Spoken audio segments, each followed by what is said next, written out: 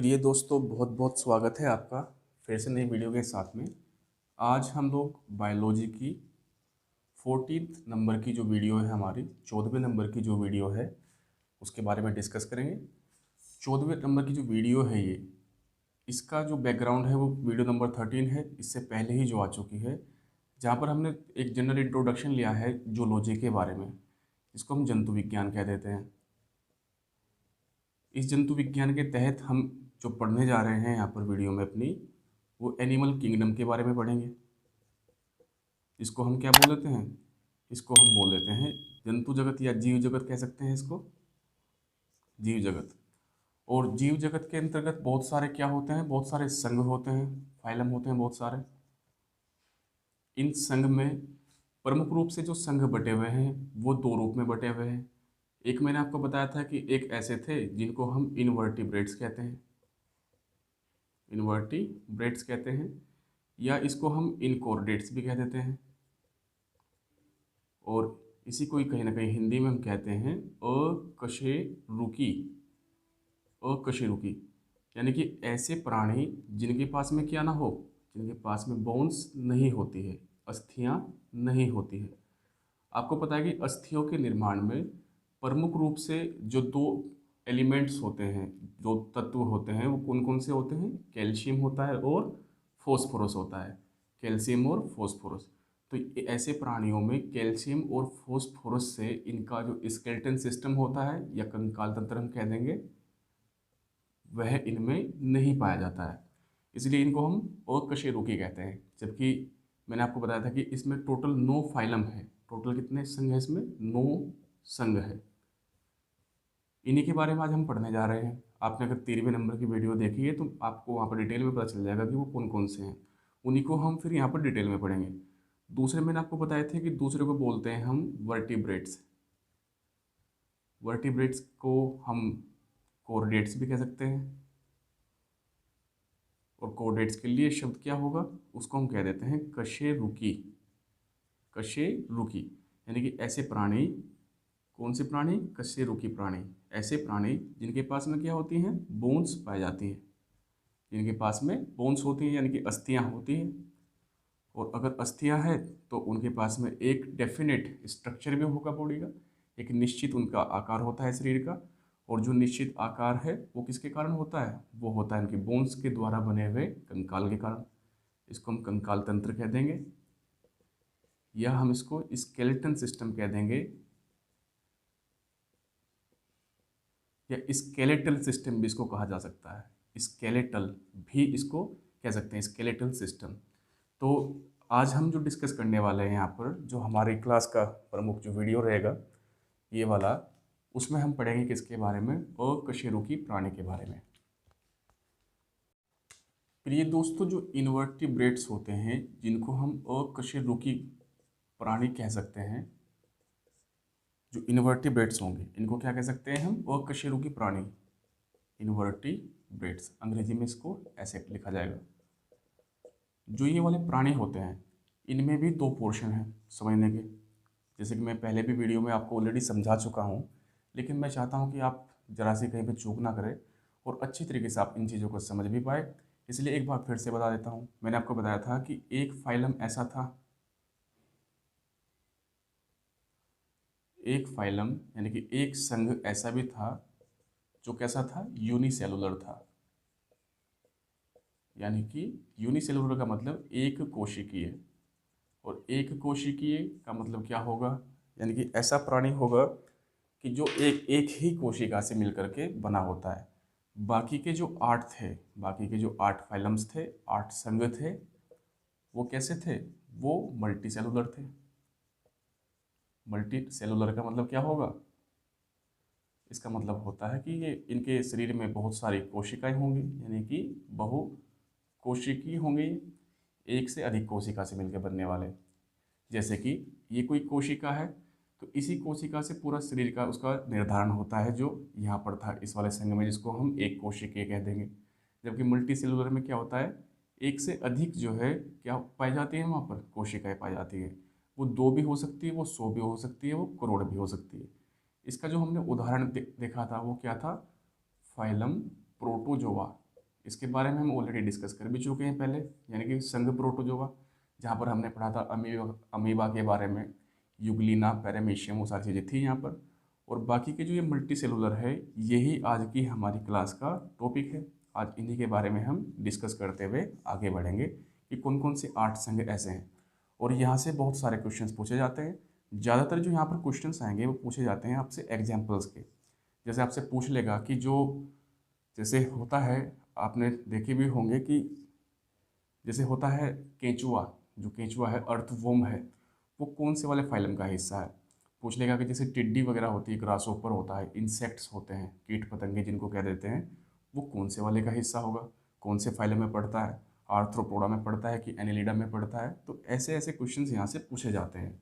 Generally UPSC में या state public service commission में यहाँ से क्वेश्चंस पीटी में ही पूछे जाते हैं। लेकिन आपके इनके अलावा जितने भी और एग्ज़ाम्स होते हैं वनडे के, चाहे वो सीटेट का हो, एसएससी का हो, रेलवेज़ का हो, कोई भी एग्ज़ाम हो ऐसा जो वनडे एग्ज़ाम या ग्रुप सी का एग्ज़ाम है, वहाँ पर जो है यहाँ से बहुत सारे क्वेश्चंस पूछे जाते हैं। तो दोस्तों हम पढ़ने जा रहे हैं यहाँ पर इनवर्टिब्रेट्स के बारे में, यानी कि अकशेरुकी जो प्राणी होते हैं, अकशेरुकी प्राणी जो होते हैं उनके बारे में पढ़ने जा रहे हैं यहाँ पर, जिनके पास में हड्डियाँ नहीं होती, और वो भी कौन से वाले, जो मल्टी सेलुलर होते हैं। मल्टी सेलुलर का मतलब है कि जो कैसे होंगे, बहुकोशिकीय होंगे, यानी कि इनके शरीर का निर्माण एक से अधिक कोशिकाओं से मिलकर के होता है। जैसे इसमें सबसे पहले वाला जो हिस्सा होगा यहाँ पर प्रोटोजोआ के बाद में जो हिस्सा आता है वो कौन सा था, उसको बोलते हैं हम पोरीफेरा। देखिए सबके सामने आप फाइलम अपने आप ही समझते हुए चले गए यहाँ पर, यानी कि इसको हम कह देंगे कि ये संघ पोरीफेरा है, यानी कि एक ऐसा ग्रुप है एनिमल्स का जिनकी विशेषताएं आपस में मैच करती है या उनमें आपस में क्या है, समानता है। तो जो ये पोरीफेरा संघ है, इसमें जो प्राणी होते हैं, प्राणियों की प्रजातियां बहुत सारी हैं, सैकड़ों प्रजातियां हैं जो इसके अंतर्गत आती हैं।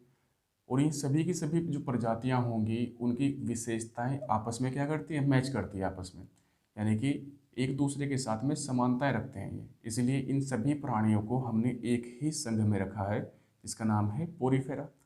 कौन कौन सी विशेषताएं हो सकती है इसकी, तो पहली विशेषता इसकी ये है कि ये एक मैरीन जूर कह सकते हैं इसको, या मैरीन एनिमल कह सकते हैं। यानी कि मैरीन का मतलब क्या होगा कि समुद्री है, यानी कि ऐसा जीव इस वाले संघ में, फाइलम पोरीफेरा में ऐसे जीव आएंगे जो कहाँ पर निवास करते हैं, समुद्र में जो निवास करते हैं, जिनका हैबिटेट कहाँ पर है, समुद्र है, समुद्र के पानी में जो ये पाए जाते हैं। दूसरी इनकी खास बात क्या होती है कि इनका स्ट्रक्चर जो होगा वो होता है sponge like structure. Sponge like structure मतलब स्पंज आप समझते होंगे, जैसे बर्तन वर्तन धुलने वाला जो, या गाड़ी वगैरह साफ करने वाला जो कपड़े होते हैं, या जो आप बहुत सारे जैसे मैट्रेस वगैरह होती है बेड की जो ऊपर डालते हैं, जो गद्दे वद्दे होते हैं, तो आपने देखा होगा उसमें स्पंज होता है। इसको स्क्वीज किया जा सकता है और वो अपने आप ही फिर क्या हो जाता है, एक्सपेंड कर जाता है। तो ये स्पंज के जैसा इसका क्या होता है, आकार होता है, इसकी आकृति होती है। इसलिए ये क्या होता है, काफ़ी इंपॉर्टेंट होता है। स्पंज अगर ये है तो आप समझ ही रहे होंगे, जैसे आपने स्पंज देखा होगा तो स्पंज में बहुत छोटे छोटे से छिद्र पाए जाते हैं, बहुत छोटे छोटे से क्या होते हैं, छिद्र होते हैं। तो जो ये स्पंज है, यानी कि इनकी जो बॉडी होगी वो कैसी है, वो स्पंज की जैसी है, इनका जो शरीर है। और इनके शरीर पर बहुत सारे क्या पाए जाएंगे, स्पोर्स पाए जाएंगे। स्पोर्स को हम क्या बोल सकते हैं, रंध्र छिद्र। तो बहुत सारे क्या होते हैं इनके शरीर पर, रंध्र छिद्र होते हैं। और इन्हीं रंध्र छिद्र का जो ये प्रयोग करते हैं, मैं पहले भी डिस्कस कर चुका हूँ एक बार, इन रंध्र छिद्र का प्रयोग कहीं ना कहीं इनके भोजन को लेने में, भोजन ग्रहण करने में, और उसके अलावा पानी की मात्रा को ग्रहण करने में या उसको छोड़ने में, अतिरिक्त पानी को, एक्सेस जो वाटर है उसको सिक्रेट करने में, बहुत सारी जगह पर इसका ये यूज़ करते हैं। जो इनकी बॉडी पर क्या पाए जाते हैं, स्पोर्स पाए जाते हैं। तो इसकी जो खास बात होगी, स्पोर्ट्स होने के कारण ये क्या कर सकते हैं, ये कर सकते हैं असेक्सुअल रिप्रोडक्शन, यानी कि इसको हम कहेंगे अलैंगिक जनन या प्रजनन, ये कर सकते हैं। अलैंगिक जनन का मतलब क्या होगा कि इनके पास में एक एट्रीब्यूट होगा, एट्रीब्यूट का मतलब एक विशेषता होगी, ऐसी विशेषता कि ये अपने आप से ही इनके शरीर में जो इनकी बायोलॉजिकल जो इनकी फंक्शंस होते हैं, इनकी जो जैविक क्रियाएं होती हैं, उनके माध्यम से ये अकेला ही प्राणी दूसरे प्राणी को जन्म दे सकता है। लेकिन इसके साथ साथ में इसके अंदर ये भी जो क्वालिटी होती है कि ये क्या कर सकता है कि ये सेक्सुअल, इसको हम कहेंगे सेक्सुअल रिप्रोडक्शन भी यह कर सकता है। यानी कि ये अकेला भी किसी को जन्म दे सकता है और ये किसी पार्टनर के साथ में मिलकर भी इस कार्य को अंजाम दे सकता है। आप लोग सोचते होंगे कि बार बार जनन जनन शब्द क्यों आता है। क्योंकि हम पढ़ रहे हैं बायोलॉजी, और बायोलॉजी में जीवन का ही सबसे ज़्यादा इंपॉर्टेंस है। लाइफ साइंसेस को कहते हैं, जीव विज्ञान कहते हैं। और जीव विज्ञान का मतलब है कि जीवन से यानी कि जन्म से। तो जन्म का मतलब क्या है कि जनन से ही जन्म होगा, यानी कि रिप्रोडक्शन अगर नहीं होगा तो जन्म हो ही नहीं सकता। आपको पता है कि रिप्रोडक्शन इम्पोर्टेंट जो है एक विशेषता होती है किसकी, सजीव की। यही हमने अपनी बायोलॉजी की सबसे पहली वाली वीडियो में भी समझा था। ये जो प्राणी होते हैं जितने भी संघ फेरा में पाए जाते हैं, बहुत छोटे छोटे प्राणी होते हैं, समुद्र में मिलते हैं, ये बहुत छोटे छोटे प्राणी होते हैं। इनका भी एक स्केलेटन होता है, इनका भी एक स्केलेटन होता है। अब आपको एक बात ध्यान रखनी है कि ये जो स्केलेटन होता है ये वो वाला स्केलेटन नहीं होता जो कशेरुकी प्राणी में होता है। क्योंकि कशेरुकी प्राणी का जो स्केलेटन होता है वो शरीर को एक एक डेफिनेट शेप देता है, एक निश्चित आकार प्रदान करता है, जबकि ये एक निश्चित आकार प्रदान नहीं कर पाता है। क्योंकि इनकी जो बॉडी है उसमें लगातार वेरिएशन होता रहता है, चेंजेस होते रहते हैं। इनकी बॉडी हमेशा एक जैसी नहीं दिखती। लेकिन जैसे हम इंसान हैं, हमारी बॉडी तो एक जैसी दिखाई पड़ेगी, क्योंकि हमारा जो स्केलेटन सिस्टम है वो कैसा है, हमारा कंकाल तंत्र बिल्कुल विकसित है, जबकि इनका ऐसे विकसित नहीं होता। लेकिन फिर भी अगर क्वेश्चन पूछ लिया जाता है कि जो इनका स्केलेटन होगा उसके निर्माण में किस किस एलिमेंट्स का जो है यूज होता है, या कौन कौन से यूज बता रहा हूँ कि कौन कौन से एलिमेंट से मिलकर के वो बना होता है, तो उसमें एक तो एलिमेंट इंपॉर्टेंट है कैल्शियम ही। लेकिन कैल्शियम में भी आपको ध्यान रखना है कि कैल्शियम की भी अलग अलग कंपाउंड्स होते हैं बहुत सारे। तो ये जो कैल्शियम है ये उस फॉर्म में नहीं होता जैसे कि हमारी हड्डियों में होता है, अस्थियों में होता है। बस ये है कि ये जो है वहाँ पर पाया जाता है। एक होता है सिलिकॉन, एक होता है सिलिकॉन। चलो मैं लिख देता हूँ पूरा ही। एक तो कैल्शियम है यहाँ पर, एक है सिलिकॉन। इन दो चीज़ों से मिलकर के बना होता है इसका कंकाल। लेकिन एक बात ध्यान रखनी है आपको कि ये जो कंकाल होगा, मैं लिख देता हूँ, ये इमेच्योर होता है, अपरिपक्व होता है, या थोड़ा हम इसको कह सकते हैं अंडर डेवलप्ड होता है, अल्प विकसित होता है। ऐसे विकसित नहीं होता जैसे कि अन्य प्राणियों का होता है जो किस में पाए जाते हैं, वर्टिब्रेट्स में पाए जाते हैं। जबकि ये कौन है, ये इनवर्टिब्रेट है। ये बात आपको ध्यान रखनी है यहाँ पर। इसके उदाहरण बहुत पूछे जाते हैं पेपर में। और आपको चूंकि पता है कि सभी के सभी प्राणी जो पूरी फेरा में हैं मौजूद कहाँ पर होंगे, समुद्र में। तो ये सारे प्राणी कहाँ पर मिलेंगे, समुद्र में मिलेंगे। जैसे साइकन, साइकन एक बहुत छोटा सा प्राणी होता है, और ये प्राणी कहाँ पर मिल पाया जाता है, ये पाया जाता है समुद्र के अंदर। अब जो ये प्राणी होते हैं साइकन टाइप के, यानी कि छोटे छोटे से जो प्राणी होते हैं, इनको हम कहीं ना कहीं बोल सकते हैं कि ये जू प्लैंकटन का कार्य भी करते हैं। जू प्लैंकटन का मतलब है कि जो मछलियाँ होती हैं, छोटी छोटी मछलियाँ होती हैं जो इतनी बड़ी बड़ी लगभग, वो क्या करती है, इन चीज़ों को खा करके वो जिंदा रहती है। यानी कि ये कहीं ना कहीं उस इकोसिस्टम का जो समुद्र के अंदर मिल रहा है, उस पारिस्थितिकी तंत्र का हिस्सा होता है। काफ़ी छोटे होते हैं। अगर ये जो है उन छोटी मछलियों को भोजन नहीं देंगे तो वो छोटी मछलियों को फिर खाती है बड़े वाली मछलियाँ, तो फिर वो बड़ी वाली मछलियाँ भी प्रभावित होगी। और अल्टीमेटली जो सबसे बड़ी मछलियाँ होती है वो भी क्या होती है, प्रभावित होती है। यानी कि समुद्री जो जीव जंतु जितने भी हैं उनका इकोसिस्टम में एक इम्पोर्टेंट रोल रहता है। ऐसा ही जैसे हमने यहाँ पर डिस्कस किया था कि स्पंज लाइक स्ट्रक्चर होता है इनका, स्पंज के जैसे दिखते हैं। एक दूसरा है उसको बोलते हैं स्पॉन्जी। इसको हम स्पॉन्जी भी कह देते हैं, इसको हम स्पोंगी भी कह सकते हैं, जैसा आपको जो सही लगे। स्पॉन्जी भी क्या होता है कि इसकी एक विशेषता होती है, ये साउंड एब्जॉर्बर में काम आता है। अब आपने अगर समुद्र में कभी टीवी वगैरह पे या इंटरनेट पर आप देख सकते हो कि जो स्पॉन्जी होता है ये बिल्कुल स्पंज के जैसा ही एक पाए जाने वाला एक जीव होता है। इस जीव का प्रयोग हम इंसान भी करते हैं बहुत सारी जगह। जैसे बहुत सारे ऑडिटोरियम वगैरह होते हैं जहाँ पर भाषण वगैरह या स्पीच वगैरह दी जाती है। उसके अलावा कुछ स्टेज होती है, रियलिटी शोज के होते हैं, तो उनमें की जो वॉल्स होती हैं, दीवारें होती हैं, उन दीवारों पर हम इन स्पॉन्ज को लगा देते हैं वहाँ पर। उससे क्या होता है कि साउंड इको नहीं करता उस पर्टिकुलर कमरे में या ऑडिटोरियम रूम में। वहाँ पर साउंड क्या नहीं करेगा, इको नहीं करेगा, यानी कि आवाज़ आपको नॉइज़ कैंसिलेशन मिल जाएगा एक प्रकार से। क्योंकि ये क्या करता है, साउंड को आने वाले को एब्जॉर्ब कर लेता है, जिससे आवाज़ में कोई डिस्टरबेंस पैदा नहीं होता है। इसलिए साउंड एब्जॉर्बर के तौर पर इसका यूज भी किया जाता है। इसके अलावा एक मायोनिया होता है, काफ़ी प्रसिद्ध होता है, काफ़ी इंपॉर्टेंट है ये भी। मायोनिया पेपर में आया हुआ है, आपसे पेपर में कैसे पूछते हैं सवाल कि मायोनिया नामक जो प्राणी है यह एक कोशिकीय होगा कि बहुकोशिकीय। पहला क्वेश्चन तो ये बन गया, तो आपको पता है कि कैसा है, ये बहुकोशिकीय है। दूसरा पूछेगा कि यह कोऑर्डिनेट है कि इनकोऑर्डिनेट है, यानी कि कशेरुकी है या अकशेरुकी है, तो आपको पता है कि कैसा है, ये अकशेरुकी है। तीसरा पूछ सकता है आपसे कि ये जो मायोनिया है, ये जो प्राणी है ये कौन से संघ का हिस्सा है, तो आपको पता है कि ये पोरीफेरा का हिस्सा है। चौथा क्वेश्चन आपसे पूछ सकता है कि मायोनिया का जो स्केलेटन है वो किससे बना होता है, या कौन कौन से तत्व उसमें नहीं पाए जाते। तो मान लेते हैं कि दो ऑप्शन दे रखे, एक आपको मैग्नीशियम दे दिया और यहाँ पर लिख दिया नॉन ऑफ देम, एक ऐसा दे दिया। आपको पता है कि किस जो है एलिमेंट से मिलकर के नहीं बना होता, तो कौन सा है, वो मैग्नीशियम है। इस प्रकार से सवाल यहाँ पर पूछे जाते हैं। इसके अलावा एक होता है, इसको हम बोलते हैं ल्यूकोपोनिया। चलो मैं लिख ही देता हूँ, ल्यूकोपोनिया।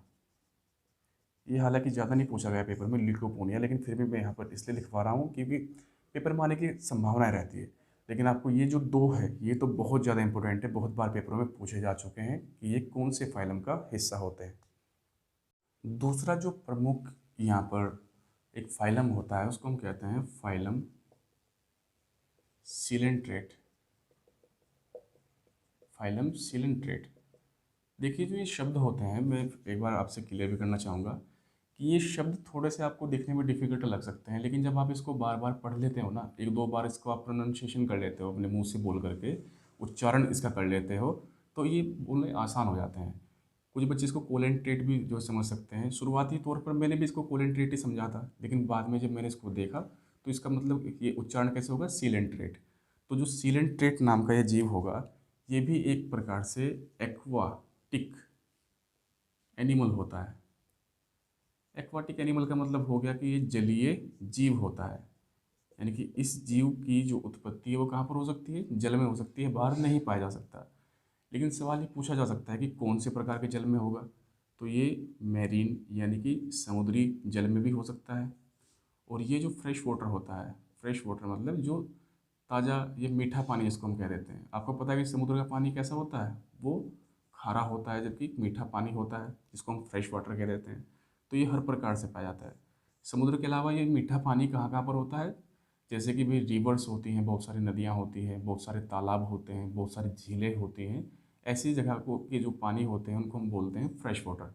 जहाँ पर रेन वाटर जो होता है वो किसी ना किसी प्रकार से एक्यूमुलेट होता है, संचित होता है, वहाँ पर क्या कहते हैं, उसको फ्रेश वाटर कहते हैं हम। पहली खास बात इसकी ये। दूसरी खास बात क्या होती है कि जो उसका मुंह होता है, मुंह, मुंह के चारों ओर जो टेंटिकल्स पाए जाते हैं। तो लिख सकते हैं यहाँ पर कि tentacles, tentacles around the mouth. तो इसके जो मुख होगा, यानी कि मुख के चारों ओर क्या पाए जाते हैं, टेंटिकल्स पाए जाते हैं। टेंटिकल्स को हम हिंदी में क्या कहेंगे उस बात पे इतना ध्यान नहीं देना, बस इतना ध्यान देना है कि जैसे आपने बिल्ली देखी होगी, डॉग, आपने डॉगी देखा होगा, कैट देखी होगी, तो आपने देखा होगा कि उनके मुंह के आसपास में कुछ लंबे लंबे लॉन्ग लॉन्ग हेयर होते हैं। इसी टाइप का एक स्ट्रक्चर होता है जो उनके मुंह के आसपास में पाया जाता है, जिसको हम टेंटिकल्स कहते हैं। जैसे कि आपने देखा है ना कि ऑक्टोपस देखा है आपने, ऑक्टोपस की बहुत सारी आर्म्स होती हैं, तो वो जो उसकी आर्म्स है उसको क्या बोलते हैं, टेंटिकल्स बोल देते हैं। तो चूंकि ये तो छोटा ही प्राणी है काफ़ी, इसके मुख के चारों ओर भी क्या पाए जाते हैं, टेंटिकल्स पाए जाते हैं, इसीलिए ज़्यादा इंपॉर्टेंट हो जाता है। तो मुख के चारों ओर टेंटिकल्स पाए जाते हैं। फिर और इसके अलावा और इसकी खास बात क्या हो सकती है, इसकी जो खास बात है कि इसको हम कह सकते हैं कि एक प्रकार से रिसर्जेंट जू होता है। रिसर्जेंट जू इसको या एनिमल इसको कह सकते हैं। रिसर्जेंट का मतलब क्या होता है, रिसर्जेंट को हम बोल सकते हैं पुनरुत्थानवादी। एक प्रकार से मैं इसको हिंदी में लिख देता हूँ, पुनरुत्थानवादी प्राणी होता है। यानी कि अगर मान लेते हैं कि ये, जैसे आपने सुना होगा कि जो स्टार फिश होती है, स्टार फिश, चलो स्टार फिश को भी छोड़िए, आपने छिपकली तो सुनी होगी, लिजार्ड। लिजार्ड क्या करती है कि अब खतरे के समय पे वो अपनी पूंछ को अपनी बॉडी से क्या कर देती है, स्प्लिट कर देती है, सेपरेट कर देती है, उसको अलग कर देती है। और उसकी कुछ दिन के बाद में उसके शरीर पर दोबारा से वही उसकी जो टेल होगी, वो पूंछ जो होगी, वो दोबारा से उग जाती है। यानी कि ऐसे प्राणियों के पास में एक प्रकार की एक सुपर नेचुरल टाइप की पावर होती है कि वो अपने किसी ऑर्गन को खोने के बाद में दोबारा से उसको क्या कर लेते हैं, गेन कर लेते हैं। इसी को बोलते हैं रिसर्जेंट कैपेसिटी, यानी कि अपने शरीर को दोबारा से निर्माण कर कर पाने की जो है क्षमता होती है इनके पास में। तो ये काफ़ी इंपॉर्टेंट बात है। फिर इसके अलावा वैसे तो क्वेश्चंस बहुत सारे यहाँ से बन सकते हैं, लेकिन जो ज़्यादातर क्वेश्चन आपसे पूछे जाते हैं वो अल्टीमेटली उसके एग्जाम्पल से पूछे जाते हैं। तो इसके एग्जाम्पल काफ़ी इंपॉर्टेंट है। जैसे कि आपने सुना होगा कभी प्राणी के बारे में, एक होता है हाइड्रा। हाइड्रा हाइड्रा एक प्राणी होता है जो समुद्र में पाया जाता है। और आपने जैसे सुना होगा जेली फिश, आपने देखी होगी, जेली फिश को तो आप जानते ही होंगे। देखिए ये जो क्वेश्चन है ये आपको अगर हिंदी में भी आप देखोगे इसको तो ऐसे लिखे होंगे हाइड्रा, या यहाँ पर ऐसा लिखा होगा कि जेली मछली या जेली फिश। ऐसे ही आपसे पेपर में भी ये पूछे जाते हैं। आपने अगर जेली फिश देखी होगी तो उसके मुंह के चारों ओर आपने टेंटिकल्स भी देखे होंगे, लाल लाल से रंग की होती है। तो आप जेली फिश को तो आप जानते ही होंगे। इसके अलावा जो है होते हैं जैसे सी में पाए जाने वाले सी सी कोरल्स। सी कोरल्स होते हैं। कोरल्स को क्या कहेंगे, इसको हम कहते हैं समुद्री प्रवाल। ये होते हैं प्रवाल। देखिए थोड़ा सा प्रवाल के बारे में जान लेते हैं हम। प्रवाल क्या होता है, एक माइक्रोस्कोपिक जो है एक जीव होता है, एक सूक्ष्म जीव होता है। ये जो सूक्ष्म जीव होता है इसकी जो बॉडी होती है ऊपर से कैल्शियम कार्बोनेट की बनी हुई होती है। इसकी जो बॉडी होती है वो किसकी बनी होती है, कैल्शियम कार्बोनेट की बनी होती है। अगर आप लोग देख नहीं पा रहे हो तो सुन पा रहे होंगे, कैल्शियम कार्बोनेट।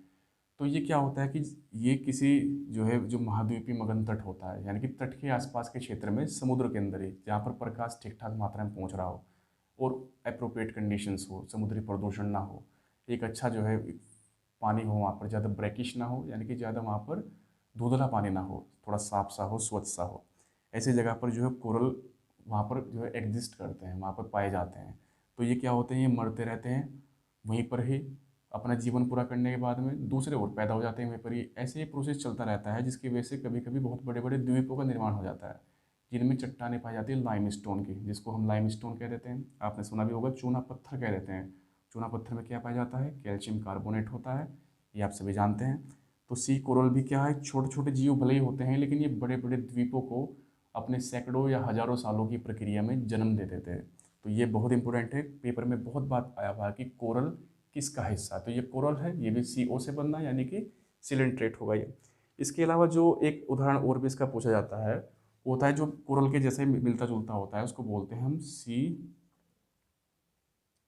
एनीमोन। सी एनीमोन, एनीमोन इसको कहेंगे।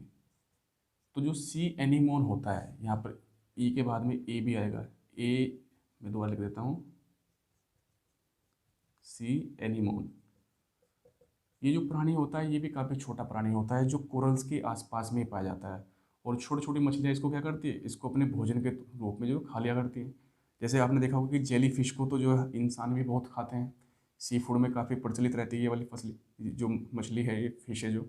तो ये जो उदाहरण है इसके 3 से 4, ये बहुत इंपॉर्टेंट उदाहरण है और बहुत बार पेपरों में पूछे भी जा चुके हैं। दोस्तों नेक्स्ट जो तीसरे नंबर का है हमारा, उसका नाम है फाइलम प्लेटीहेल्मिन्थेस। मैंने आपको पहले वीडियो में ये समझाया है इनके बारे में, एक क्रम आपको बताया हुआ है कि वो क्रम आपको, वो ऑर्डर आपको याद रखना है कि जहाँ पे मेच्योरिटी लेवल बढ़ता जाएगा। यानी कि जो हम प्राणी पढ़ रहे हैं फिलहाल, ये पिछले वाले प्राणी की अपेक्षा थोड़ा सा डेवलप माना जाता है। इस प्रकार से हम इसको देख करके चलेंगे। जो प्लेटीहेल्मिन्थेस होगा इसकी खास बात क्या होती है। पहली बात तो ये है कि ये समुद्री नहीं होता। देखिए जो भी मैं यहाँ पर आपको जैसे लिखाता जाऊँगा, आपको ध्यान रखना है कि जहाँ पर मैं समुद्री लिख रहा हूँ या जल लिख रहा हूँ, केवल वही जल में पाए जाने वाला प्राणी है। जहाँ पर जल नहीं लिखा गया है इसका मतलब क्या है कि वो जल में नहीं पाया जाएगा, वो कहीं और पे यानी कि स्थल पर पाया जाएगा। तो ऐसे ही प्राणी कौन से होते हैं, प्लेटी हेलमिन्थेस। प्लेटी हेलमिन्थेस से आप सिंपल थोड़ा सा एक आइडिया लगा सकते हैं। प्लेटी है, प्लेटी से बना है प्लेट। प्लेट कैसी होती है, फ्लैट होती है बिल्कुल।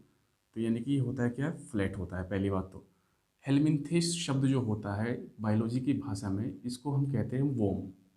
ये क्या होता है, किसको इंडिकेट करता है, वोम को। वोम को हम कीड़ा कह सकते हैं या उसको हम कृमि कह सकते हैं, कृमि कह सकते हैं ऐसे। तो ये कीड़ा भी हो सकता है, कृमि हो सकता है। तो ये कौन से वोम्स होते हैं, ये फ्लैट वोम्स होते हैं। यानी कि ऐसे कीड़े जो गोल ना हो करके, ऐसे कृमि जो गोल ना हो करके कैसे होते हैं, फ्लैट होते हैं। फ्लैट का मतलब होता है बिल्कुल जो है समतल होते हैं। इसमें वो वाले जो प्राणी पाए जाते हैं। दूसरी खास बात इसकी क्या होती है कि ये होता है बाइसेक्सुअल। ये प्राणी कैसा होता है? बाइसेक्सुअल। इसको हम हिंदी में कहते हैं उभयलिंगी। उभयलिंगी।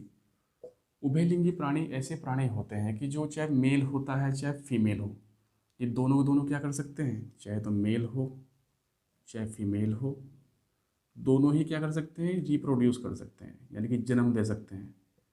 यानी कि सही मायने में देखा जाए, सिंपल सी लैंग्वेज में, कि इसमें मेल फीमेल की कैटेगरी कोई नहीं होती है सही मायने में, क्योंकि दोनों के दोनों ही जो होते हैं मेल या फीमेल के एट्रीब्यूट वाले जितने भी ये प्लेटी हेलमिंथेस होंगे, ये जन्म देते हैं दूसरे को। यानी कि अगर दो जो है उभयकर्मी उभयलिंगी जो है अगर वो संपर्क में आते हैं तो कोई भी जन्म दे सकता है। वहाँ पर मेल या फीमेल वाले इस प्रकार से जो कैरेक्टरिस्टिक उसमें अलग अलग नहीं पाई जाती, एक में ही पाई जाती है। यानी कि बाइसेक्सुअल प्राणी ऐसे होते हैं कि जो चाहे तो पुरुष हो चाहे महिला, दोनों को दोनों बच्चों को जन्म दे सकते हैं। सिंपल तरीके से आप इस बात को ऐसे समझ सकते हैं। जो ये प्राणी होते हैं, इन प्राणियों की खास बात क्या होती है कि ये जो रेस्पिरेशन रेस्पिरेशन एक प्रोसेस होता है। देखिए, रेस्पिरेशन को तो मैं रेस्पिरेटरी सिस्टम में और अच्छे से डिस्कस करूँगा। इसको कहते हैं हम श्वसन। देखिए, हमारे शरीर में क्या होता है कि हम अपने जो है नोस्ट्रिल यानी कि नाक के माध्यम से O2 को इनहेल करते हैं, यानी कि ऑक्सीजन ग्रहण करते हैं। लेकिन आपको पता है कि हमारे शरीर के अलग अलग अंगों के बाद में अलग अलग जो अंग है उनके पास में यह ऑक्सीजन जाती है, और फिर इस ऑक्सीजन के माध्यम से जो अंग होते हैं उनको ऊर्जा प्राप्त होती है, क्योंकि वहाँ पर एक केमिकल रिएक्शन होता है। जो वो केमिकल रिएक्शन यानी कि रासायनिक अभिक्रिया है, उसको हम बाद में समझेंगे तसल्ली से। बस आपको ध्यान रखना है कि जब फूड को यानी कि भोजन को हमारा शरीर कंज्यूम कर रहा होता है, उसको ग्रहण कर रहा होता है, तो हमारे शरीर में जाने वाली ये ऑक्सीजन कन्वर्ट किस में हो जाती है, CO2 में, कार्बन डाइऑक्साइड में हो जाती है। और इसी प्रोसेस को हम क्या बोलते हैं, रेस्पिरेशन बोलते हैं। रेस्पिरेशन बोलते हैं। तो एक तो हो गया रेस्पिरेशन। एक होता है एक्सक्रीशन। एक्सक्रीशन को हम बोल सकते हैं उत्सर्जन। इसको क्या बोलते हैं, उत्सर्जन। थोड़ा एक्सक्रीशन को समझेंगे हम। जैसे आपने देखा होगा कि हमारे शरीर में भाई जैसे स्वेट होता है, पसीना होता है, हमारे शरीर में अमोनिया का निर्माण भी होता है, हमारे शरीर में यूरिया का निर्माण भी होता है, हमारे शरीर में यूरिक एसिड का भी निर्माण होता है, हमारे शरीर में एक्सेस सोल्ट का भी निर्माण होता है, यानी कि नमक का भी निर्माण होता है। तो जो ये जितने भी एलिमेंट्स हैं, अगर इनकी अधिकता शरीर में हो जाए तो शरीर में ये विष का कार्य करते हैं, टॉक्सिक का कार्य करते हैं, जहर का कार्य करते हैं। इसलिए इनको शरीर से बाहर निकालना अनिवार्य हो जाता है। अब हमारे शरीर में, हम जैसे इंसान हैं, हमारे शरीर में तो एक्सक्रीशन का काम बहुत सारी चीज़ें करती हैं। उत्सर्जन का, उत्सर्जन का मतलब क्या होता है, शरीर से बाहर निकालना, एक प्रकार से शरीर से क्या करना, बाहर निकालना। बाहर किसको निकालना, इंटॉक्सिकेंट्स को, यानी कि जो होते हैं हमारे विषैले पदार्थ जो शरीर में बन जाते हैं, जिनका निर्माण हो जाता है। तो जो ये इंटॉक्सिकेंट्स है, इनको शरीर से बाहर निकालते हैं हमारी किडनी, जैसे हमारे जो वृक्क होते हैं, गुर्दे होते हैं, उनके माध्यम से, जो जब यूरिन के माध्यम से हमारे शरीर से बहुत सारी चीज़ें बाहर निकल जाती है। हमारी स्किन में स्वेट ग्लैंड्स यानी कि पसीने वाली ग्रंथि होती है, तो वो भी इन चीज़ों को बाहर निकालती रहती है। लेकिन ये तो बहुत छोटे छोटे से प्राणी हैं। कौन से, ये जो प्लेटी हेलमिंथेस है, बहुत ही छोटे छोटे से क्या होते हैं, प्राणी होते हैं। इनके पास में तो कहाँ ना तो होती है जो है ये जो किडनी होती है वो नहीं होती, इनके पास में स्वेट ग्लैंड्स भी नहीं होती। तो फिर ये इन चीज़ों को शरीर से बाहर कैसे निकालेगी। इनके पास में नाक नहीं होता, फेफड़े नहीं होते, तो फिर ये ऑक्सीजन को ग्रहण कैसे करेंगे। तो ये जो है अपना जो रेस्पिरेशन है या श्वसन है, यानी कि ऑक्सीजन ग्रहण करना और CO2 को बाहर निकालना, या एक्सक्रीट करना शरीर से जो वैसे पदार्थ है, विषैले पदार्थ, इसको क्या कहेंगे हम, विषैले पदार्थ कहेंगे। इन विषैले पदार्थों को बाहर निकालने के लिए या श्वास लेने छोड़ने के लिए ये जो यूज़ करते हैं, जो प्रोसेस जो ये करते हैं, वो करते हैं सेल्स के माध्यम से, सेल्स के द्वारा, या बाय द सेल्स, यानी कि कोशिकाओं के द्वारा। देखिए, फिर से एक बार समझते हैं इस चीज़ को कि हम तो जो है हमारे तो बॉडी में वैसे तो सेल्स है बहुत सारे, कोशिकाओं से ही हमारा शरीर बना हुआ है। लेकिन जो कोशिकाओं से हमारा शरीर बना हुआ है, उन कोशिकाओं ने अलग अलग अंगों को बनाया है, अलग अलग ऊतकों को बनाया, पहले टिश्यूज़ को, फिर बहुत सारे अंगों को बना दिया। और हमारे शरीर के हर एक अंग का अलग अलग कार्य होता है। जैसे कि भाई नाक का कार्य भाई सूंघना होता है, स्निफ करना होता है। जो मुंह है उसका कार्य भाई खाना होता है या बोलना होता है, बहुत सारी चीज़ें। लेकिन इनके पास में तो नाक मुंह होता ही नहीं। तो इसीलिए इनके शरीर के जो आवश्यक कार्य होते हैं उनको डायरेक्ट कौन करता है, इनके शरीर के जो सेल्स होते हैं यानी कि कोशिकाएं होती है। और ये बहुत इंपॉर्टेंट जो बात है, प्लेटीहेल्मिन्थेस की बात कर ले या किसी भी जो फाइलम की बात करें, कि वो रेस्पिरेशन और एक्सक्रीशन कैसे करते हैं, ये आपको ध्यान रखना है।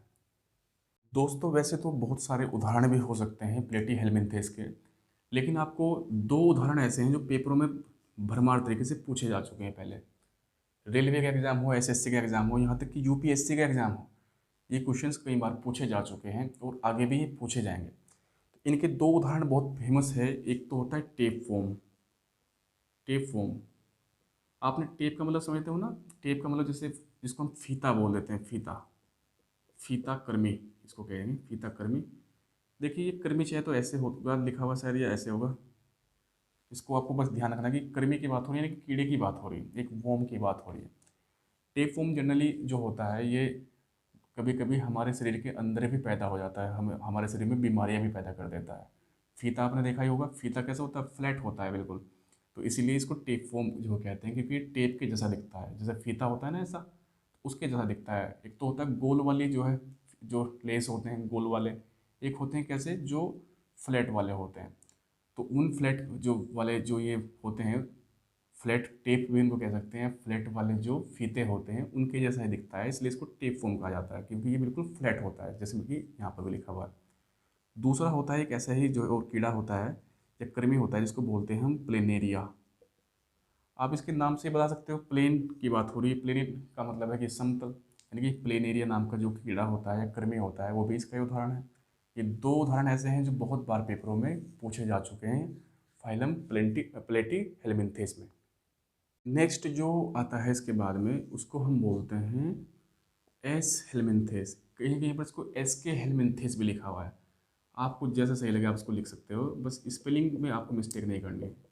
एस हेलमिन्थेस, यहाँ पर फिर से हेलमिन्थेस आ गया तो अब आपको आइडिया हो ही गया होगा कि इसका मतलब है कि बात हो रही किसकी, वर्म की बात हो रही है, जिसको हम कृमि कह सकते हैं, कीड़ा बोल सकते हैं। एस जो है ये इंडिकेट करता है राउंड को, राउंड का मतलब है गोल को, यानी कि आप यहाँ से समझ पाएँ कि ये जो होगा इसमें सभी के सभी जितने भी गोल कृमि होंगे, गोल कृमि समझ रहे हैं, यानी कि गोल वाले जो कीड़े होते हैं वो सभी के सभी किस वाले हिस्से में आएंगे, एस हेलमिन्थेस में आएंगे, यानी कि राउंड वोम्स आएंगे इसमें। ये बात आपको ध्यान रखनी है। दूसरी खास बात इसकी क्या होती है कि इसके पास में जो उसका माउथ होता है, मुख होता है, वो भी डेवलप होता है, यानी कि जो उसका मुख होगा वो डेवलप होता है।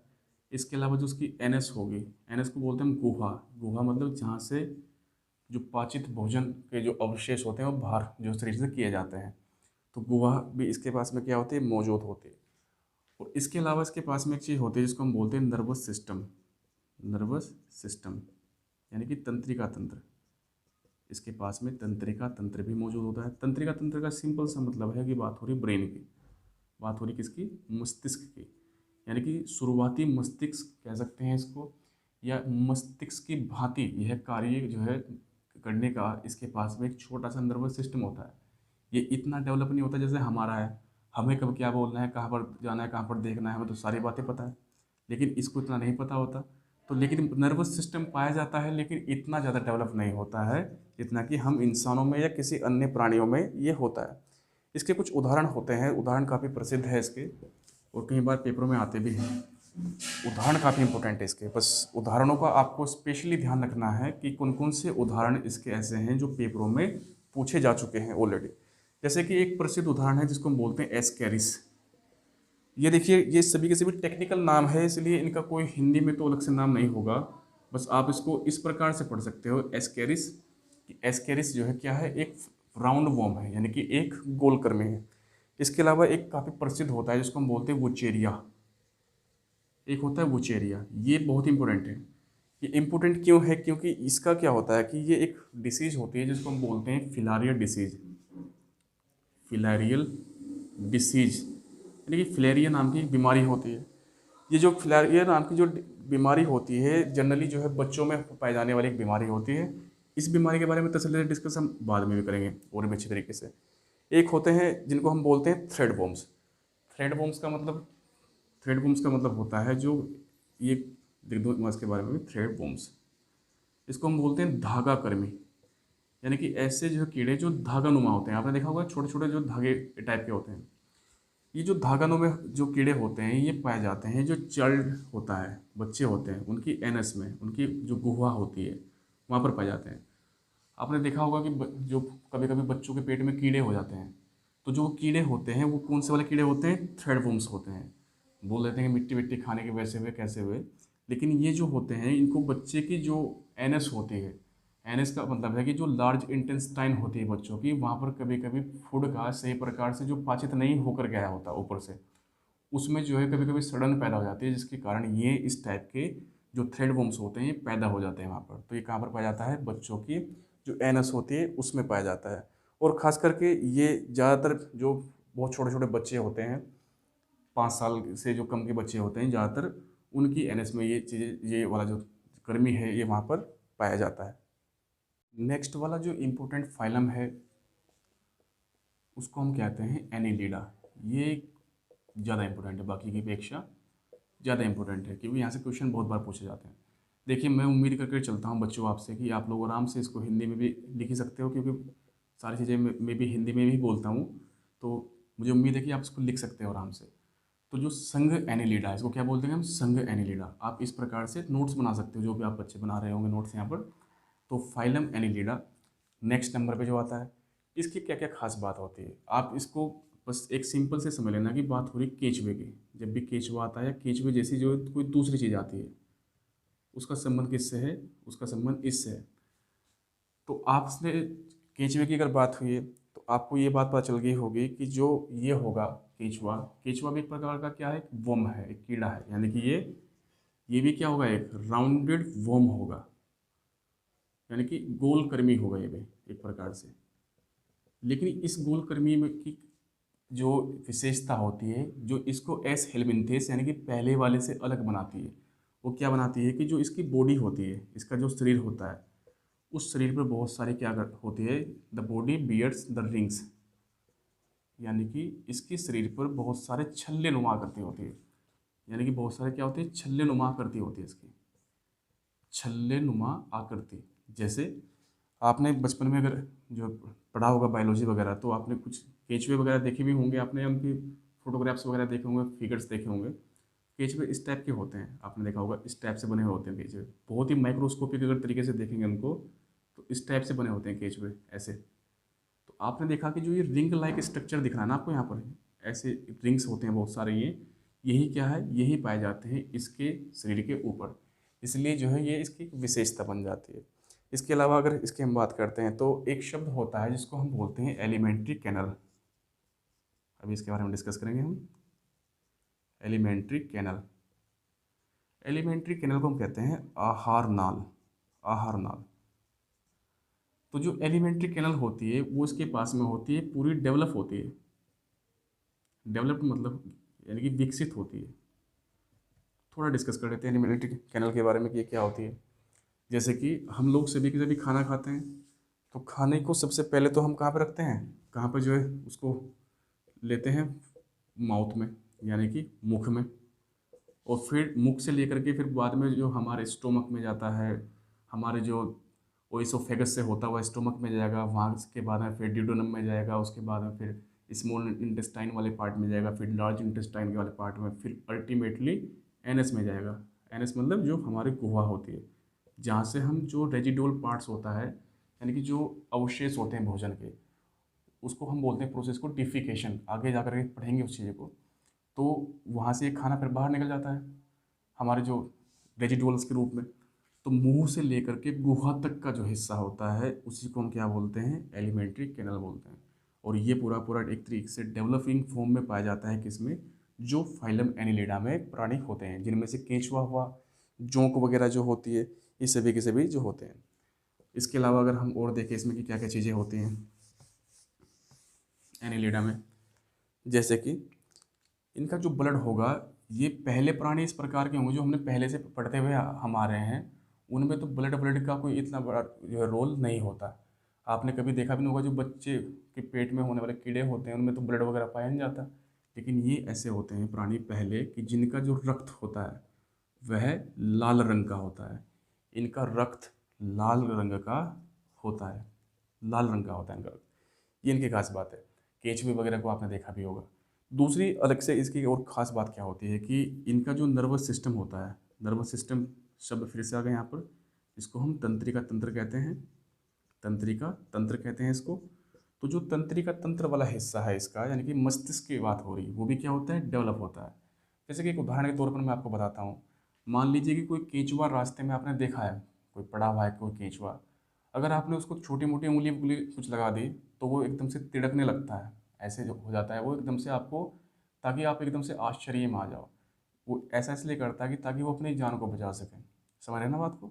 और अपनी जान की फिक्र किसे होगी, जिसके पास में दिमाग होगा। तो जाहिर सी बात है कि जो केंचुआ है या एनीलिडा है उनमें क्या पाया जाता है, नर्वस सिस्टम पाया जाता है।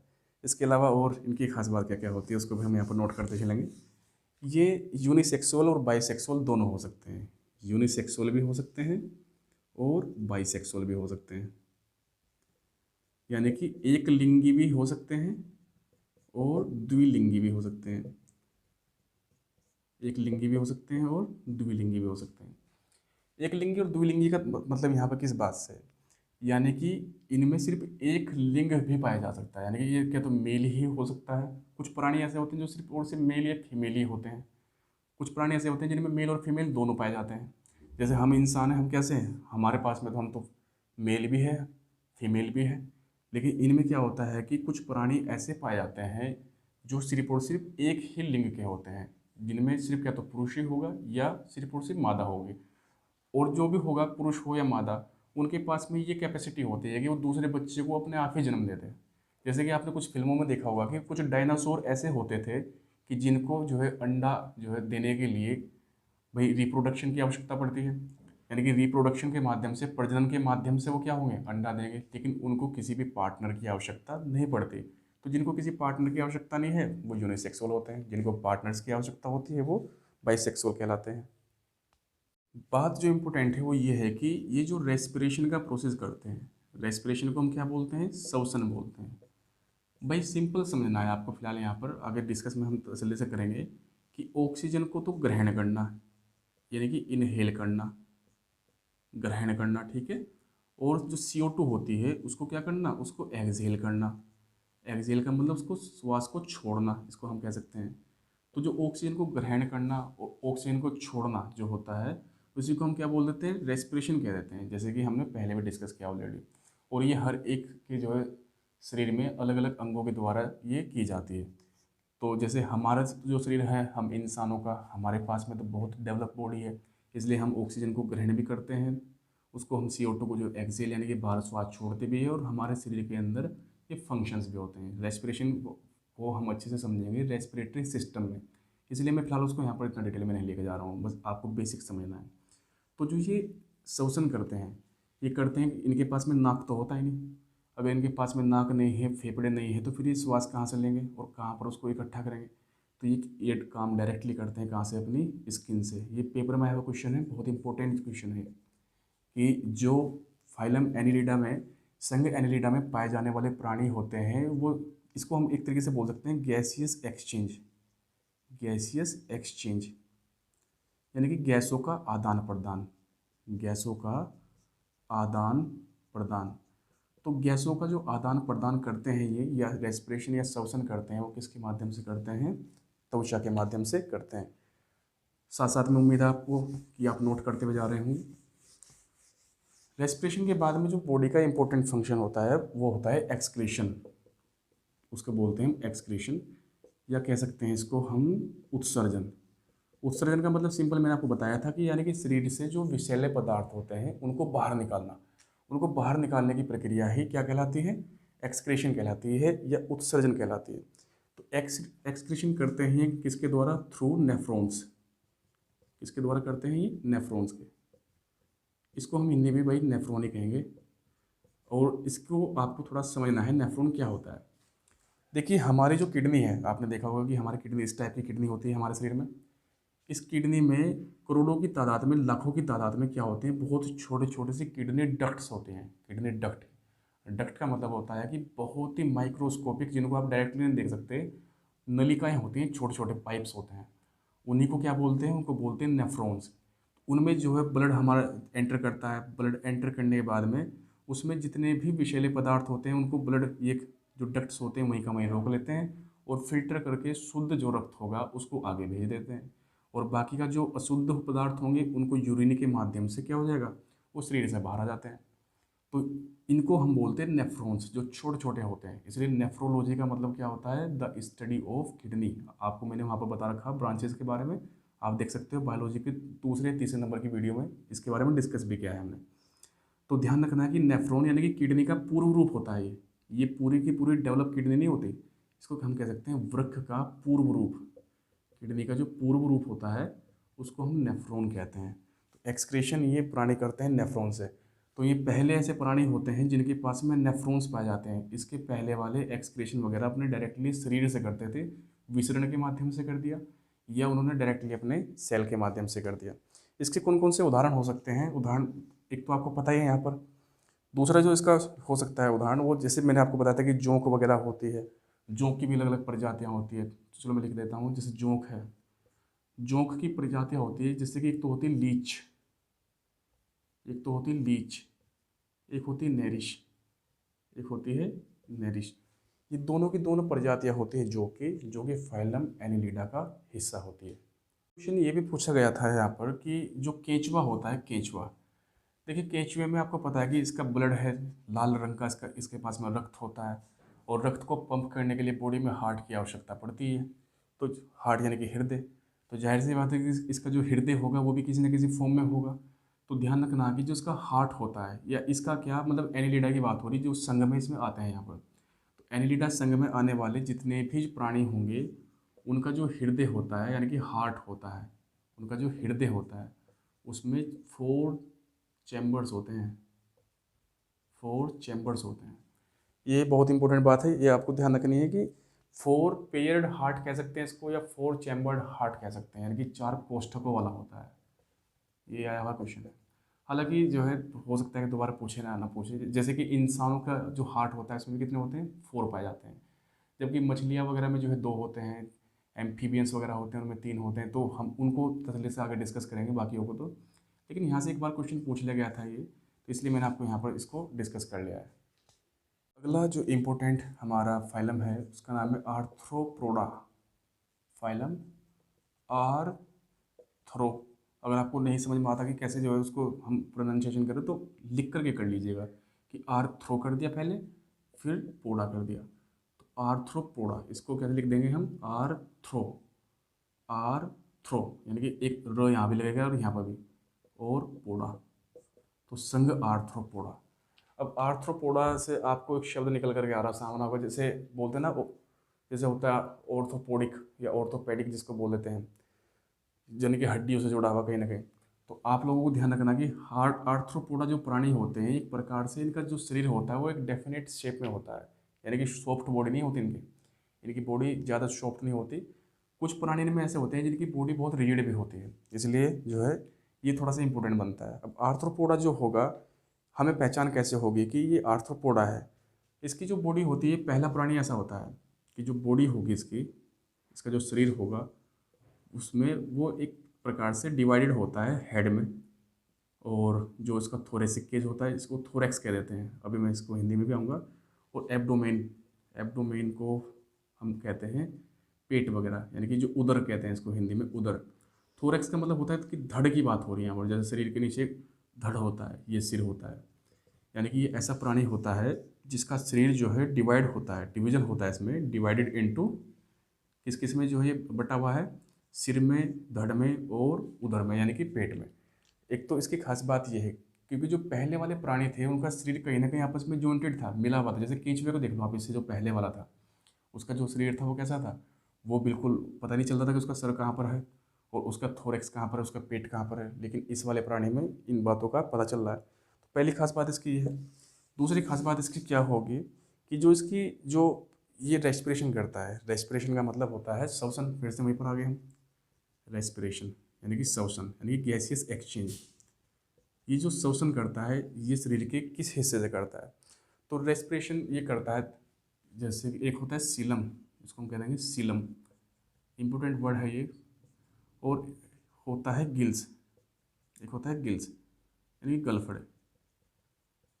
ये इन दोनों से करता है क्या, रेस्पिरेशन। अब यहाँ से एक बात सामने निकल करके आएगी कि गिल्स जो होते हैं गलफड़े, इनका प्रयोग करता है कोई भी प्राणी पानी में श्वास लेने के लिए, पानी में श्वास लेने के लिए। यानी कि जाहिर सी बात है कि ये कहाँ पर पाया जाएगा, जल में पाया जाएगा। लेकिन जो सीलम होता है, सीलम का प्रयोग करते हैं जो प्राणी होते हैं कहाँ पर श्वास लेने के लिए, बाहर यानी कि स्थल। तो जाहिर सी बात है यहाँ से हमें समझ में आया कि ये प्राणी ऐसा है कि जो वाटर में भी पाया जाता है और लैंड पर भी या स्थल के एरिया में भी पाया जाता है। दूसरा शब्द होता है एक्सक्रीशन, जिसको हम कह देंगे उत्सर्जन, कि ये प्राणी उत्सर्जन कहाँ से करेगा। उत्सर्जन का मतलब है कि शरीर के जो विषैले पदार्थ है उनको शरीर से बाहर निकालने की जो प्रक्रिया होती है उसको हम क्या कहते हैं, उसको हम कहते हैं उत्सर्जन। तो इसके शरीर में बहुत सारे छोटे छोटे डक्ट्स होते हैं। डक्ट का मतलब है नलिकाएं होती हैं, जिनको हम बोलते हैं जैसे मेलिपीथियन डक्ट्स, मेलिपीथियन डक्ट्स। यहाँ पर मैं हिंदी में भी लिख देता हूँ उसको, मेलिपीथियन नलिकाएं, इनको कह देंगे। बहुत छोटी छोटी माइक्रो वेसल्स होती हैं, बहुत छोटी छोटी होती हैं। जो इनका शरीर होता है, इनके शरीर में पूरे शरीर में फैली हुई होती है मेलिफिथियन डक्ट्स, मेलिफिथियन डक्ट्स होती हैं। इनकी जो है जो थोरेक्स होता है, जैसे मैंने अभी डिस्कस भी किया, यानी कि जो धड़ होता है वहाँ पर ही सारी सारी चीज़ें होती हैं। तो शरीर के जितने भी विषैले पदार्थ होता है, इसके शरीर में जो भी विषैले पदार्थ जो बनते हैं, निर्माण होता है, उनको ये इन डक्ट्स के माध्यम से शरीर से बाहर निकालता है। तो ये दो चीज़ बहुत इंपॉर्टेंट होती है, किसी भी प्राणी के बारे में अगर आप पढ़ रहे हो तो इनकी जानकारी होना जरूरी होता है। इसके अलावा क्या होता है उसको भी हम यहाँ पर देखेंगे। इसको,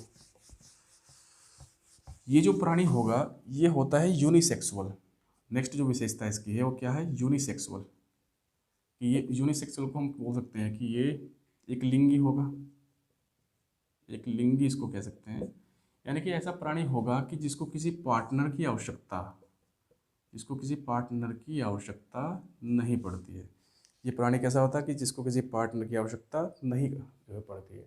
और इसीलिए जो फर्टिलाइजेशन वगैरह होता है वो भी इसके जो है इनसाइड द बॉडी होता है, यानी कि बॉडी के शरीर के अंदर ही होता है, इसलिए ये जो इम्पोर्टेंट बन जाता है। अब इसकी अगर बात करें तो इसमें उदाहरण कौन कौन से आएंगे, वो सबसे ज़्यादा इंपॉर्टेंट होते हैं, क्योंकि उदाहरण से ही आपसे क्वेश्चन पूछा जाता है। तो उदाहरण पर जाने से पहले हमें एक बात ध्यान रखनी है यहाँ पर, कि जैसे चलो एक होते हैं, आप लोग कुछ देखे होंगे इंसेक्ट, इंसेक्ट्स को हम बोल देते हैं कीट पतंगे। अब देखो कीट पतंगों में भाई सब आता है, मक्खी मच्छर से लेकर के मकड़ी वकड़ी जो भी होते हैं, ये सब के सब जो है इंसेक्ट्स में आते हैं। इंसेक्ट्स की हमें पहचान कैसे होगी कि ये इंसेक्ट है, तो इंसेक्ट की खास बात होती है कि इनके जो होते हैं, इनके जो पैर होंगे, जो लेग्स होते हैं वो कितने होते हैं, 6 होते हैं।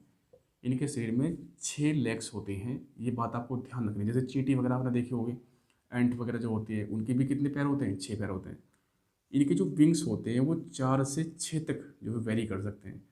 कुछ प्राणी ऐसे होंगे जिनमें जो 4 पंख होंगे, कुछ प्राणी ऐसे होंगे जिसमें 6 पंख होते हैं। जैसे मक्खी आपने देखी होगी तो मक्खी में 4 होते हैं, लेकिन कुछ प्राणी ऐसे भी होते हैं जिनमें 6 होते हैं। तो बहुत सारे जो है ये उदाहरण जो होते हैं ये इंसेक्ट के हो सकते हैं। इसके अलावा जो देखिए आपको मैं पहले ही बता रहा हूँ कि इंसेक्ट में सारे आते हैं, मक्खी मच्छर ग्रास ऊपर वगैरह जितने भी जो होते हैं। ग्रास ऊपर मतलब टिड्डी फिड्डी जो भी होती है, मक्खी वक्खी, ये जो वहाँ लाइट को देख करके जो अट्रैक्ट होती है, जैसे जितने अभी लोकस्ट वगैरह जो आ रहा है यहाँ पर, आपने सुना होगा ना इंडिया में फिलहाल बहुत सारे कीट पतंगे जो है उड़ रहे हैं अभी। तो ये सभी के सभी किस में आते हैं, इसी में आते हैं। इसको भी क्या बोलते हैं, लोकस्ट को। ये भी टिड्डी वगैरह, जो टिड्डी ग्रुप होता है, टिड्डी टिड्डी टिड्डे ग्रास ऊपर वगैरह जो होते हैं, तो लिख देता हूँ ग्रास ऊपर वगैरह जो होते हैं, या टिड्ढा वगैरह जिसको बोल देते हैं। एंट होती हैं, चींटियाँ होती है, इस सब के सब इसी में आती है। मकड़ी वगैरह होती हैं, स्पाइडर्स, ये भी सभी के सभी किस में आते हैं, इसी वाले हिस्से में आते हैं। बग्स होते हैं बहुत सारे, तो इनकी आपको बात ध्यान रखनी है। और एक काफ़ी प्रसिद्ध होता है भाई, उसको भी हम यहाँ पर नोट कर लेंगे, एक होता है कॉकरोच। कॉकरोच, कॉकरोच तो बहुत डराता भी है लोगों को। तो एक होता है कॉकरोच। लेकिन यहाँ पर आपको इम्पोर्टेंट क्या है कॉकरोच में, कि कॉकरोच चलो ठीक है कि आर्थ्रोपोडा का हिस्सा है, लेकिन इसकी एक विशेषता होती है कि जो पेपर में क्वेश्चन के तौर पर जो है पूछे जाती है, इसकी विशेषता बाकी जो दूसरे प्राणी हैं उनसे हट करके एक विशेषता इसमें यह होती है कि इसका जो हार्ट होता है उसमें 13 चैम्बर होते हैं। 13 चैम्बर्ड हार्ट इसका होता है, यानी कि 13 कोष्ठकों का बना हुआ इसका हृदय होता है। इसके हृदय में 13 कोष्ठक पाए जाते हैं। कितने कोष्ठक पाए जाते हैं? 13 कोष्ठक पाए जाते हैं, इसलिए इंपॉर्टेंट हो जाता है। तो उम्मीद है कि फाइलम आर्थ्रोपोडा आपको अच्छे प्रकार से समझ में आ पाया होगा। इनवर्टिब्रेट्स में जो लास्ट है या अंतिम है उसको हम बोलते हैं फाइलम मोलस्क। फाइलम मोलस्क, ये जो मोलस्क होता है यानी कि संघ मोलस्क, इसको हम लिख देंगे संघ मोलस्क। आपने बहुत बार सुना भी होगा, बहुत इंपॉर्टेंट जो है ये टॉपिक है, यहाँ से बहुत सारे क्वेश्चंस पूछे भी जाते हैं। तो जितने भी जो समुद्र में, पहली बात तो कहाँ पर होगा, ये मैरीन में होगा, यानी कि ये मैरीन एनिमल है या एक्वाटिक एनिमल इसको कह सकते हैं, समुद्र में पाया जाता है मैक्सिमम टाइम। यानी कि इसकी जो 90% प्रजातियाँ हैं वो समुद्र में पाई जाती हैं। बाकी की जो 10% है वो कहाँ पर होगी, वो फ्रेश वाटर में भी जो है पाई जाएंगी। फ्रेश वाटर यानी कि जो मीठा जल होता है उसमें भी 10% के आसपास में ये पाया जाता है। तो एक प्रकार से एक्वाटिक एनिमल हुआ। एक्वाटिक एनिमल का मतलब है कि ये एक जलीय जीव है। क्या है ये? एक जलीय जीव है, जल में पाया जाने वाला जीव है, पहली खास बात। और आपने देखा होगा, जैसे मैं इसका एक उदाहरण देता हूँ ताकि आपको ना थोड़ा सा आइडिया हो जाए। एक होता है ऑक्टोपस, आपने सुना होगा ऑक्टोपस के बारे में। ऑक्टोपस की जो बॉडी होती है वो कैसी होती है, आपको पता है कि कैसी बॉडी होगी? उसकी सॉफ्ट बॉडी होती है, यानी कि इनकी बॉडीज कैसी होती है? सॉफ्ट बॉडीज होती है, क्योंकि इनमें हड्डियाँ होती ही नहीं है। सॉफ्ट बॉडी क्यों है इनकी? क्योंकि इनमें बोन्स होती ही नहीं है, जैसे कि हमने पहले भी डिस्कस किया ऑलरेडी। तो इनकी बॉडी कैसी होती है? सॉफ्ट होती है। तो दो बातें ये होंगी, इसके अलावा और कौन कौन सी खास बातें इसमें जो हो सकती है? तो जैसे कि बॉडी, हर एक हम पढ़ते जा रहे हैं कि जो एनिमल्स है, एनिमल्स की विशेषताएं होती है बहुत सारे। ऐसी विशेषताएं कौन कौन सी थी? जैसे कि रेस्पिरेशन यानी कि श्वसन। बात करते हैं अगर श्वसन की, तो ये प्राणी जो होगा ये श्वसन कैसे करेगा? श्वसन का मतलब सांस को ग्रहण वगैरह कैसे करेगा?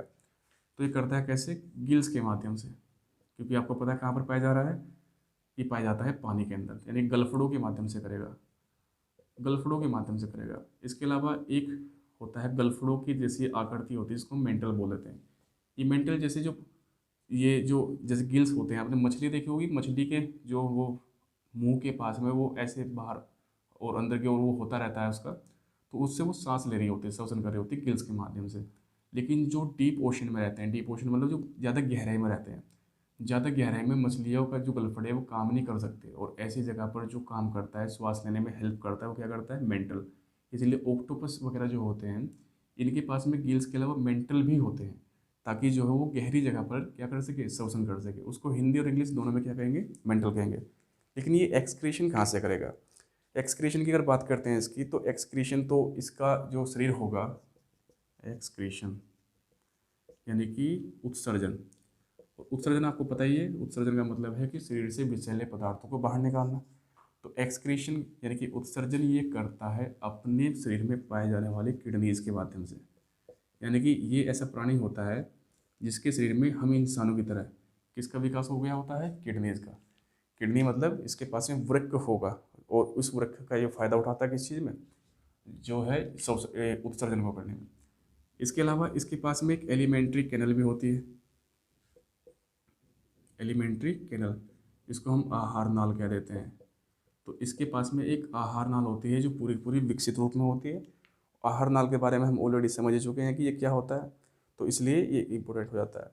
बाकी अगर बात करते हैं इसकी और कौन सी विशेषता होगी इसकी, तो जैसे कि एक विशेषता है इसकी, बहुत प्रमुख विशेषता है, वो है कि इसका जो ब्लड होता है, इसका जो रक्त होगा, इसका जो रक्त होगा उसका कलर होता है कैसा? ब्लू। उसका कलर कैसा होता है? नीला। यानी कि इसका रक्त जो है लाल ना हो करके कैसा होता है? नीला होता है। और नीला इसका रक्त का जो कारण है, वो कारण क्या है कि इसमें एक वर्णक होता है, यानी कि पिगमेंट होता है। वर्णक का मतलब है कि जो कलर प्रदान करता है, और उसका नाम क्या है? हीमो। देखिए जहाँ पर शब्द आता है हीमो, तो आपको पता चल गया होगा कि बात हो रही किसकी? ब्लड की बात हो रही। हीमोसियानिन, इसको क्या कहते हैं हम? हीमोसियानिन। पेपर में आया हुआ क्वेश्चन है कई बार। कभी कभी क्या होता है कि ऑक्टोपस जब अपने ऊपर खतरा देखता है तो ये अपने ब्लड को फेंक देता है, ताकि दूसरा जो शिकारी होगा, जो प्रीडेटर होगा, वो इसको प्रे ना कर सके, इसका शिकार ना कर सके। उसको चकमा देने के लिए ये क्या करता है? खून फेंक देता है उसके ऊपर, जो किस कलर का होता है? नीले रंग का होता है। और नीले रंग का क्यों है? वो हीमोसियानिन के कारण। इसके उदाहरण कौन कौन से हैं? तो उदाहरण बड़े इंपॉर्टेंट है भाई। उदाहरण में आपको एक तो पता चल ही रहा है कि किस ग्रुप के नाम से जाना जा रहा है, ये ऑक्टोपस के नाम से। तो ऑक्टोपस तो है ही है, ऑक्टोपस को डेविल फिश भी कहते हैं। डेविल समझते हो आप लोग, शैतानी मछली। शैतानी इसलिए कहते हैं इसको क्योंकि ये थोड़ा सा भयानक सा दिखता है, इसलिए एक तो ऑक्टोपस है ही है इसका जो उदाहरण है। उसके अलावा ऑक्टोपस के अलावा एक होती है दूसरी टाइप की फिश जिसको हम बोलते हैं cuttle fish. Cuttle fish, cuttle fish, cuttle fish. Cuttle fish के लिए शब्द है सेपिया, इसको जो है समुद्री भाषा में शेपिया भी कहते हैं। तो कटल फिश हुआ, डेविल फिश हुआ, ये तो दो फिश की जो है वो हुए इसके। एक होता है एप्लाइसिया जिसको हम बोलते हैं सी रैबिट।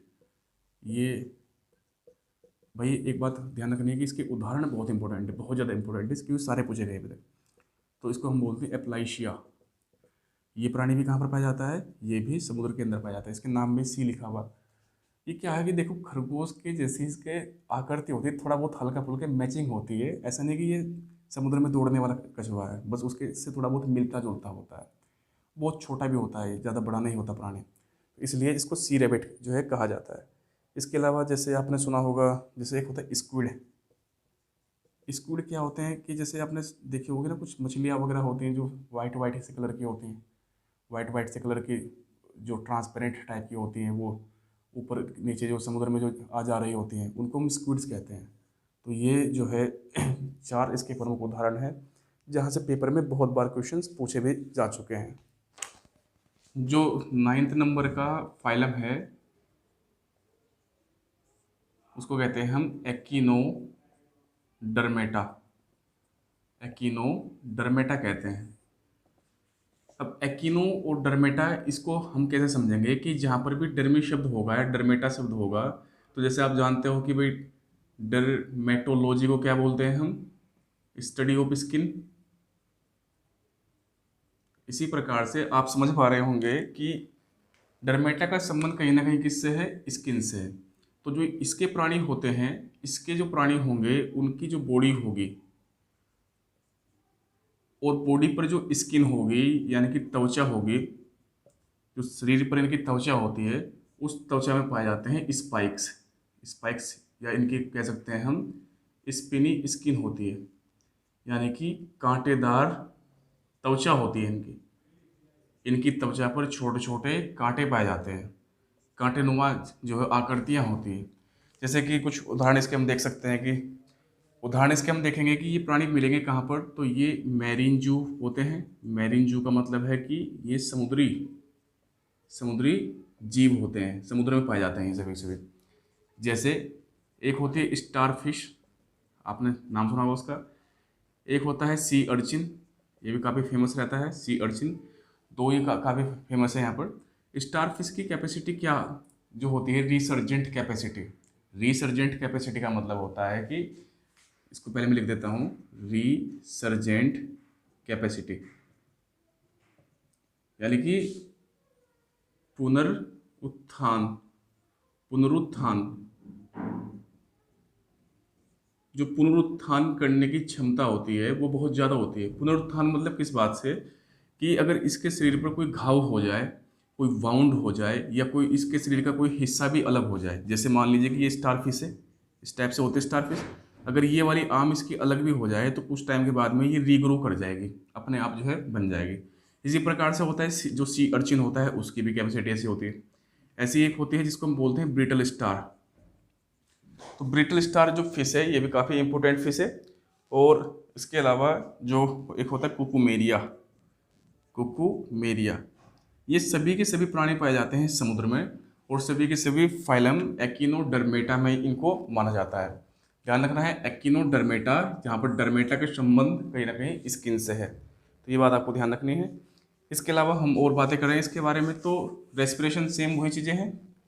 रेस्पिरेशन यानी कि श्वसन की हम बात कर रहे थे, अब बाद में समझेंगे सारी चीज़ों को उनको। तो श्वसन जो ये करेंगे करते हैं अपने गिल्स के माध्यम से, यानी कि गलफड़ों के माध्यम से करते हैं। ये चीज़ इंपॉर्टेंट है यहाँ पर। रेस्पिरेशन कहाँ से करेंगे, गलफड़ों के माध्यम से करेंगे। और उसके अलावा एक्सक्रीशन के लिए इनके पास में बहुत सारे तरीके होते हैं। एक्सक्रीशन, एक्सक्रीशन जो करते हैं ये अपने नेफ्रॉन से करते हैं, जो उनके नेफ्रॉन्स होते हैं, नेफ्रॉन्स।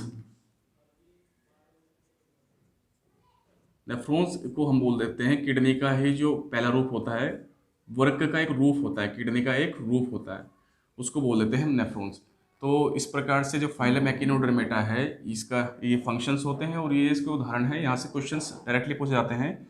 स्टारफिश जो है या सितारा मछली, वो कौन से फाइलम यानी कि कौन से संघ का हिस्सा है? तो आपको पता है वो फाइलम एकिनोडर्मेटा का हिस्सा है। तो दोस्तों ये सभी के सभी इन्वर्टिब्रेट्स थे, जिनमें हमने 1 से लेकर के 9 तक के पढ़े हैं सभी के सभी। नेक्स्ट वाली जो क्लास होगी हमारी बायोलॉजी नंबर 15 की, उसमें हम पढ़ेंगे जो 10वां फाइलम है, इसको बोलते हैं हम कोर्डेट्स या वर्टिब्रेट्स या कशेरुकी। तो नेक्स्ट वाली वीडियो में इस चीज़ पर डिस्कस करेंगे। नमस्कार दोस्तों।